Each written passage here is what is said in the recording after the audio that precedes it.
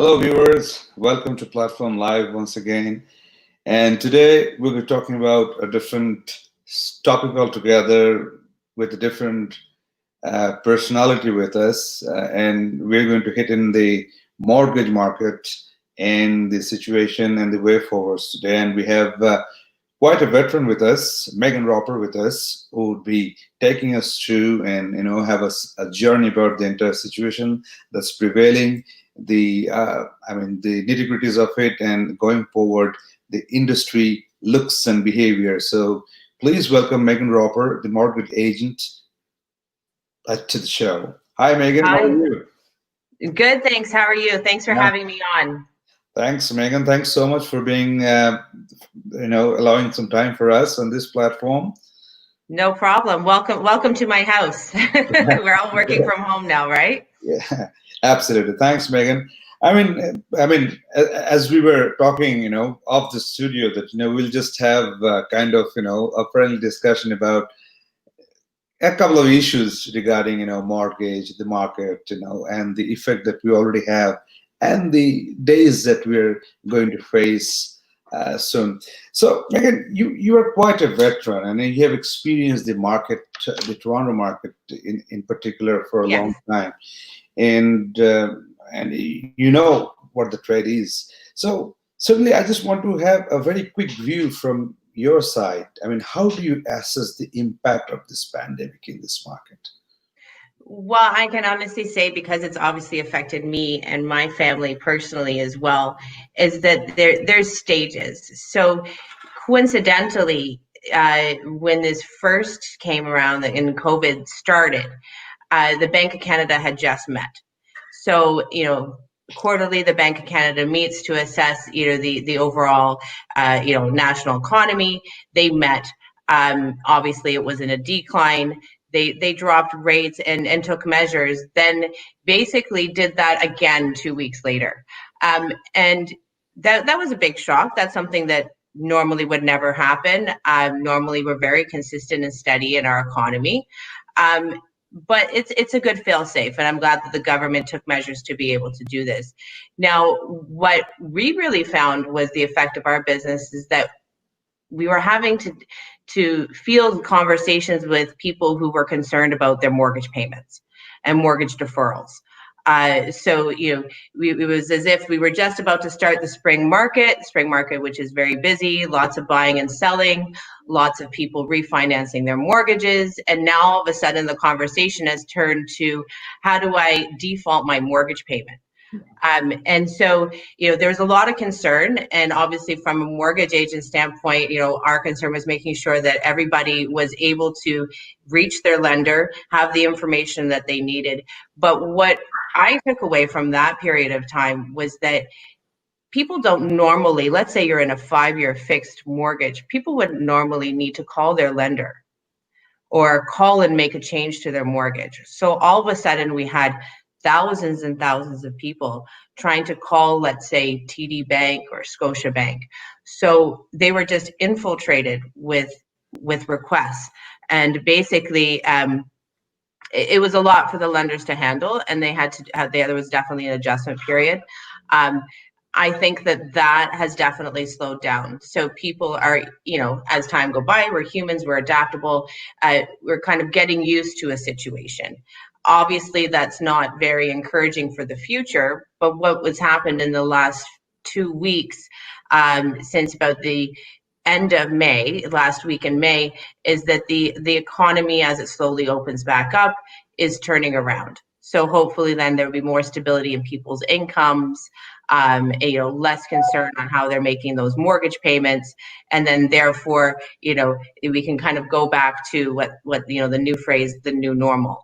And that being maybe something where you've had to refinance your mortgage, or you've had to pay off some debt, and really juggle your finances. But I will say that I'm very proud that we live in a country like Canada, where the government was aware that this was happening and took steps and made it very clear that they were not going to put up with, let's say, a large bank defaulting on 50% of its mortgages, right? That, and you know, I'm glad that we are able to kind of come above that, and kind of almost out the other side. I know that the situation isn't fully over right now, but you know, people like real estate agents are really, you know, encouraging, you know, new procedures. So, you know, you can go and look at a home, do a virtual tour online, you know, be the only person viewing the home as opposed to a big open house. So there's been a lot of changes, and I think that this industry has adapted very quickly. In regards to getting a mortgage, so as a mortgage agent, we were deemed an essential service. Title registry offices were all open, and so we worked the entire time. Obviously, things changed in the fact of what type of, let's say, applications and files and clients we were dealing with, and the needs of people. But now we've noticed in the last 2 weeks a steady increase. So we still have clients buying and selling right now, as well as it's gone up by, I would say, our business ourselves by about 40% in purchases, where we were not, you know, we didn't see a purchase in March. We were dealing with different issues, different people's concerns. Yeah, true that, you know, the market has really turned, it has started at least to turn around. And you so rightfully mentioned that the government also took, you know, right measures at the right time so that, you know, it doesn't collapse. So it had kind of an encirclement, initiative from the government from all quarters so that, you know, it remains steady. And we're going to have the results as to the turn of the market. So, Megan, I'm sure the question that you have faced the most in your agent career is, what is the rate? I'm sure that's. I'm sure. Of course, that's the most popular question that any mortgage agent is ever asked. People knowingly or unknowingly ask it, but, you know, we will not. I'll not at least ask you that question, but rather I would just want to know, as a veteran, as I say, as you have seen it so closely for so long and been in the market and have so many of your happy customers. I have talked to a few, at least I know. Oh, thank you. So what do you think? What's coming? Any legislative, regulatory changes? Yes, well, in regards to rate, the prediction is that rates will slowly increase. So actually, right now they're fantastic. Rates are very low. It's a wonderful time for you to refinance your mortgage, get a lower rate, take some additional equity out, purchase a home and lock in a rate, get a pre-approval. This is now a great time to do so. Variable rates, for example, right now are incredibly low. How we see it changing, though, as time goes on, is that obviously they will, you know, as the economy builds, interest rates will increase. You know, going back to, you know, government regulatory bodies, they're obviously not going to skyrocket. You know, that's not, historically, that's not accurate. Right. So over time, they will increase and probably be back by the end of 2021, what we saw in the fall of 2019, but it's going to take some time to get there.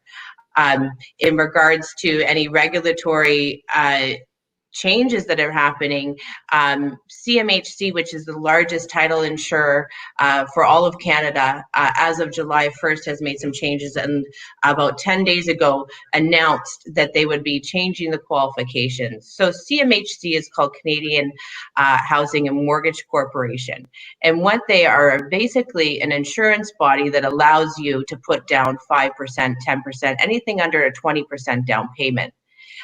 So, you know, most first-time home buyers would, you know, work with CMHC and have an insured purchase, you know, with a small down payment. So what has happened is they have basically made their regulations more strict. And what that means to the average person buying a house really is that you can qualify for less. So as of July 1st, you will qualify for less of a mortgage. Meaning your credit score must be at 680 or above, as well as, I won't bore you with the details of it, but the two ratios that we work with, you used to be able to ask for an exception, or there was a little bit of wiggle room there depending on the strength of your application. Now it's just set in stone. This doesn't affect anybody who's refinancing their mortgage or purchasing a property over $1 million, because that's a separate set of qualifications. But that being said, it really affects the average Canadian. From a government's perspective, we're being told that they're doing this to help protect the economy. It really is affecting, though, the average person and the average income earner. How we see this really affecting things is that it will slow down, purchasing and selling, and that's really what the government wants to try to do. We're at the point where we're at a supply and demand issue, right? So we're not building houses as fast as people are moving into areas and wanting to buy them. So this is another kind of effort from the government, let's call it, to be able to slow that down a little bit and try to lower housing prices, because I live in Southern Ontario. I live in Toronto. It's not the cheapest place to live, right? It's a great lifestyle, but it's becoming very expensive for the average person to live here, right? And we have to make it affordable for the average person to live here. So those changes are coming July 1st, but as the government makes changes, it's just an adaptable time. So we will, I'm sure for a month or two, it will work. And as a mortgage agent, I'll show you a way around it, and we'll figure it out. And anybody can really get into the housing market. Yeah. Our opinion really is that if you have the opportunity to buy a home, buy it. This situation right now shouldn't be stopping you from purchasing a home. It's everything's going to increase over time. It's just a matter of time. So getting into the market as soon as you can is a good idea. So like everyone says, this is a very old saying, every cloud has a silver lining. So this pandemic also has a good side of it, that the mortgage rate went so down, and exactly. Anyway, let's get out of the mortgage thing. Let's get it's not a fun conversation all the time, is it? No. Let's look at things from a different perspective. How has been your family, personal life in this pandemic? And we're all locked down. We're trying to adjust. I think that's the big question, right? Yeah. So my husband and I, we're business partners, and we have worked together from home for the last 3 years. When we basically went into lockdown and we had to quarantine ourselves because of some personal and family issues and COVID, we didn't realize actually how often we were leaving our home. So even though we were working from home, we were still going, visiting friends and things of that nature. And all of a sudden you're not leaving your home. And then I have 2 children, a 7-year-old and a 3-year-old, they're home. So that makes it always interesting, right? And now, of course, when it's warm weather, all they want to do is play outside. And I'm like, but don't you want to come and watch me work? Like, isn't that fun for you? So it's been a little bit of a juggling act. But, we're going back to being adaptable. I think we're kind of getting used to it. Some days are better than others. But it's definitely been a learning curve. And as I said, I always felt when 6 months ago, I would say to myself, gosh, I spend a lot of time at home, right? I work from home and I've been at home all week, and I really wasn't, because now being at home all the time, it's definitely different. It's definitely different. So yeah, you said, rightly said, that it's a learning curve, and I can see a lot of stories, that has been there so far with you, like many other people working from home and adapting to a new normal.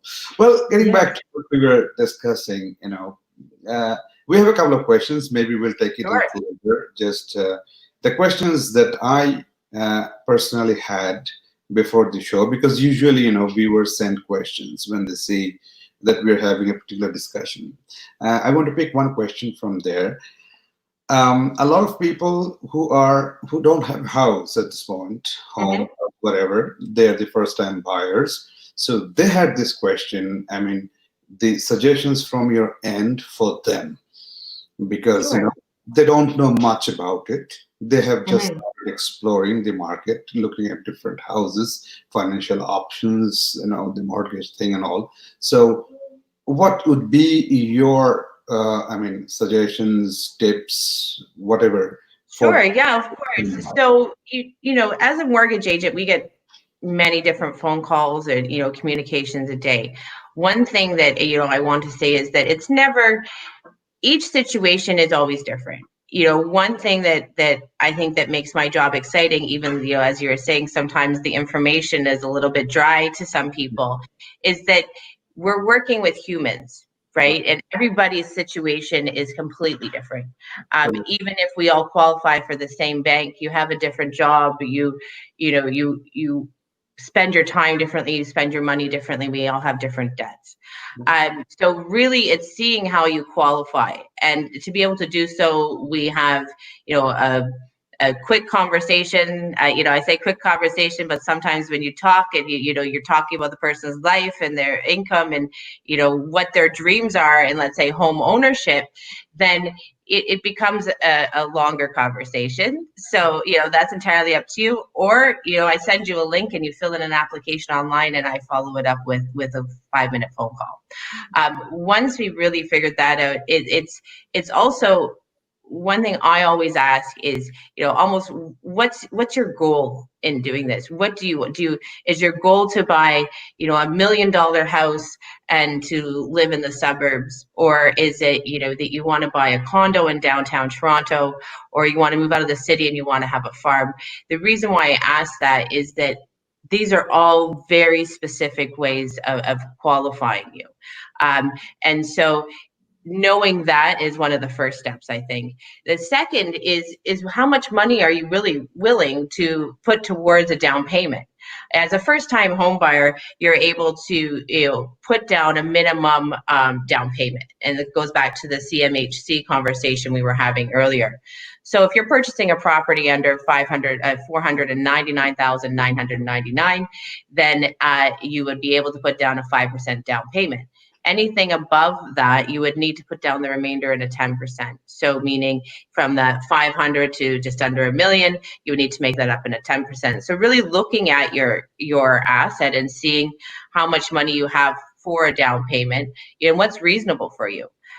What we're finding now, and it's probably been like this at least for the last almost 2 years, I would say, growing more and more significantly, is that people are gifting down payments. Let's say you getting your down payment from your parents, or from another person. A couple of people are coming on an application to purchase a home together that aren't necessarily relatives, or and to help with qualifying you for that, let's say, the bigger purchase, which goes back to the conversation of where do you want to live, and how much you can actually afford.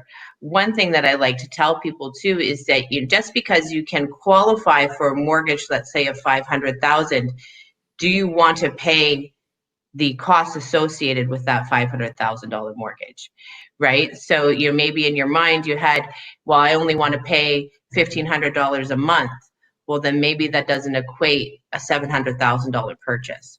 Right. So it's really having that open communication with somebody, and hopefully, it's a trusted mortgage associate, or your bank. But one thing that, I encourage anybody who's interested in purchasing a home or making a change to really talk to a professional. We often see people, they say, I went and looked at a home, and I put in an offer and it's firm, no conditions. I'm going to buy it and it closes in 3 weeks. And then they come to the mortgage agent or their banking executive and say, now do I qualify? It would be amazing if we all did the other way around, right? And so everybody, it goes back to everybody's an individual, so we really need to talk to individuals. But standard practice would be, if you have a minimum of a 5 to 10% down payment, you're able to purchase a property. It just really depends on the price at that point. Yeah, I'm so impressed by the fact that you start the entire conversation or dealing a particular client from a client's perspective, knowing him or her better, his or her Thank wish, you. dreams, and that's quite appreciable, because not too many people look at it this way. They just see a very one-sided conversation, one-sided view of it, like, this is the way it should be, this is the way you should do it. Rather, you are trying to have a more of an open conversation, as you were stating. Great, wonderful. Thank you. Yeah, Thank maybe we'll just take one question from Sure. the viewers. He was saying that one asked, what should be the role, the agent's role for the people who are having mortgage during this pandemic? Sure. So I think our role, and always would be our role, is an advisory role, right? And one thing that you have to think, and it goes back to what you were saying about dealing with individuals, is that we should be the professional, up to date on what's going on in the world, the economy, the government, the news, the financial industry in general, so that we're able to advise. But really, when it comes down to the situation, it's up to you as the individual. You are the homeowner, right? So whatever really makes you feel comfortable. We were advising, let's say in the beginning of this pandemic, if you don't need to defer your mortgage, don't.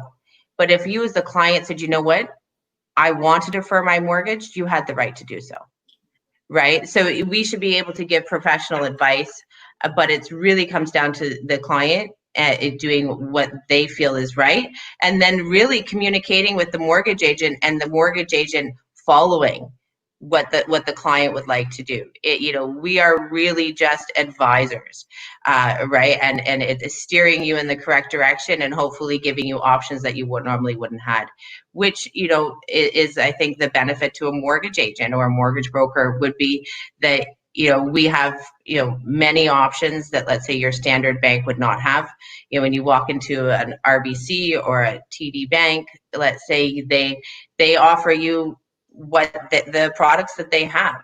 We have more options available to you, and then therefore, hopefully, with proper communication with the mortgage agent, that we can really get you the product that you're looking for. Yes, Megan, pandemic or no pandemic, COVID or no COVID, I know for sure that you have been playing your role just right with your family. Oh, thank you very much. That's very nice of you. That's very nice of you. Megan, thank you so much for being with us. You're welcome. We will take this discussion further, and we would humbly request your kind presence maybe in a couple more occasions where we can touch upon a few more issues, areas, because this is the time that we need advice from people like you, as you said. Thank you very much. I appreciate that. We'll do a baking show next time or something, something more exciting. Yeah, why not? So it would be great to touch upon a few other topics in the days to come, and please do make some time for us very shortly, so that we can discuss further. And once again, thank you so very much for being a part of the show, and agreeing, allowing some time to discuss. And I'm sure the viewers who are watching and the people who will be watching later will have a clear view on the topics and areas regarding mortgage, the situation, the rates, and where it is going and how it has all evolved. Thank you so much for all the insights. You're welcome. Have a wonderful day. I really appreciate your time. Thank you so much, Megan. You have a wonderful day too. Take care. Bye-bye. Bye.